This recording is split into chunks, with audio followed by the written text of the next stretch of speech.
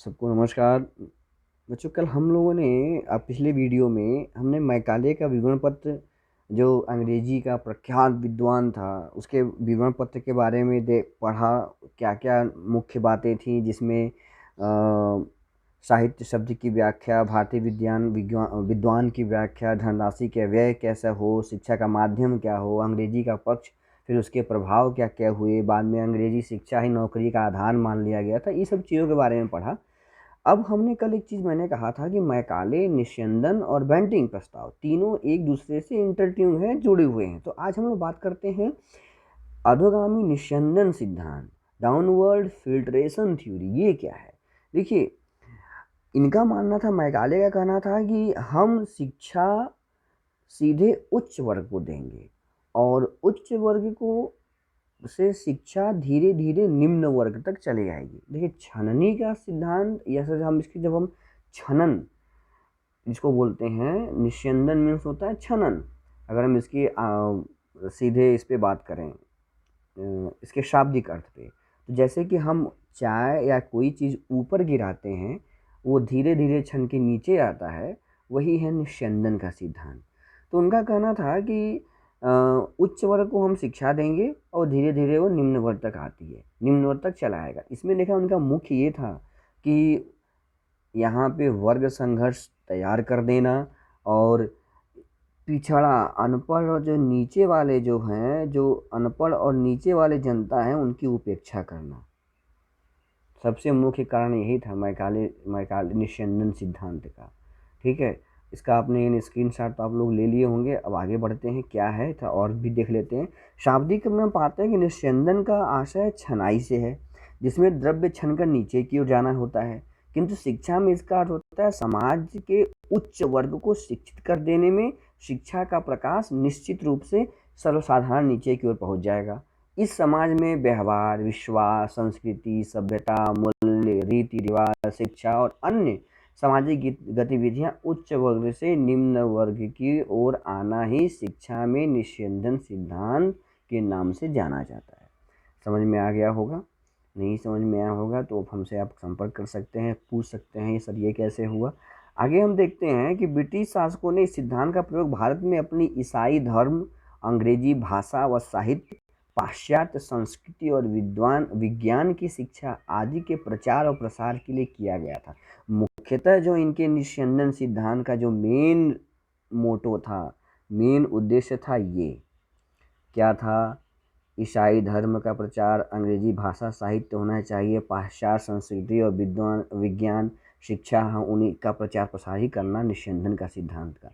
जिसमें इसके पश्चात बहुत से भारतीय ईसाई धर्म अपना लिए, उनके अनन्य भक्त बन गए, और साथ ही साथ ब्रिटिश शासन में एक बहुत बड़ी धनराशि जो जनसाधारण की शिक्षा पर व्यय की जानी थी और बचा ली गई। देखिए, बहुत ही शार्प माइंड लगा के उन लोगों ने ये काम किया कि हम पूरे जनता, भारत की संपूर्ण जनता को शिक्षा न देके उच्च वर्ग, अच्छा उच्च वर्ग आज आर्थिक स्थिति, जीडीपी, फला फला जो भी हो, भारत की सुधरी है, मैक्सिमम लोग लखपति करोड़पति हैं।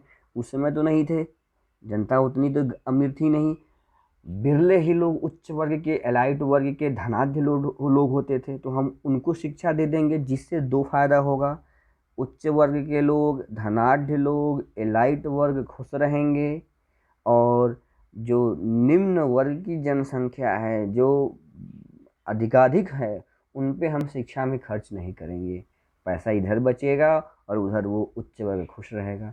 ये था निस्यंदन सिद्धांत का मुख्य मोटो। अब इसमें लाभ क्या था देख लीजिए। निस्यंदन सिद्धांत के, ब्रिटिश सरकार ने जनसाधारण पर व्यय किया जाने वाला धन बचा लिया। पहला ये था, हमने आपसे बताया है, धन बचा लिया।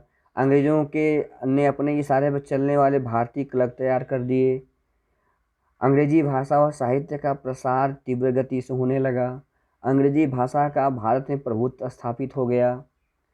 भारतीय शिक्षा को एक नवीन दिशा मिली। चलिए मान लीजिए ये नवीन दिशा मिली, पॉजिटिव वे में ले सकते हैं। लेकिन शिक्षा से रोजगार प्राप्त होने लगे, सरकारी नौकरी के लिए शिक्षा आवश्यक योग्यता हो गई। मतलब अब नौकरी भी पाएंगे तो सिर्फ उच्च वर्ग वाले। क्या होगा? वर्ग संघर्ष शुरू हो जाएगा। आप इसका स्क्रीनशॉट लें, आगे बढ़ते हैं। उसके दोष क्या क्या थे, इस पर भी हम विचार कर लें। दोष थे नैतिक मानकों के अनुरूप। देखिए यहाँ प पर आका मात्रा छूटा हुआ, एक खड़ी पाई छूटी हुई है, इसको ज़रा ध्यान दीजिएगा।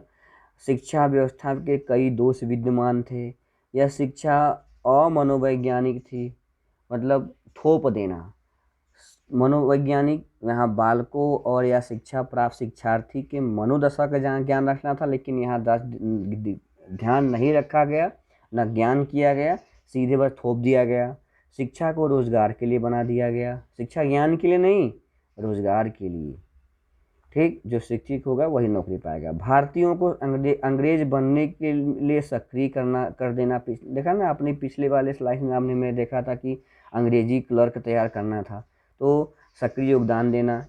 इस सिद्धांत द्वारा वर्ग संघर्ष कार्ल मार्क्स की तरफ से आता है, ठीक है, बढ़ावा दिया। जो ऊंचे लोग हैं ऊंचे रहेंगे, नीचे वाले नीचे रहेंगे, वर्ग संघर्ष को बढ़ावा दिया। ठीक, अब आज के लिए इतना ही। आप लोग इसको स्क्रीनशॉट ले लें। कल अगले वीडियो में हम लोग बात करेंगे बेंटिंग प्रस्ताव का। धन्यवाद।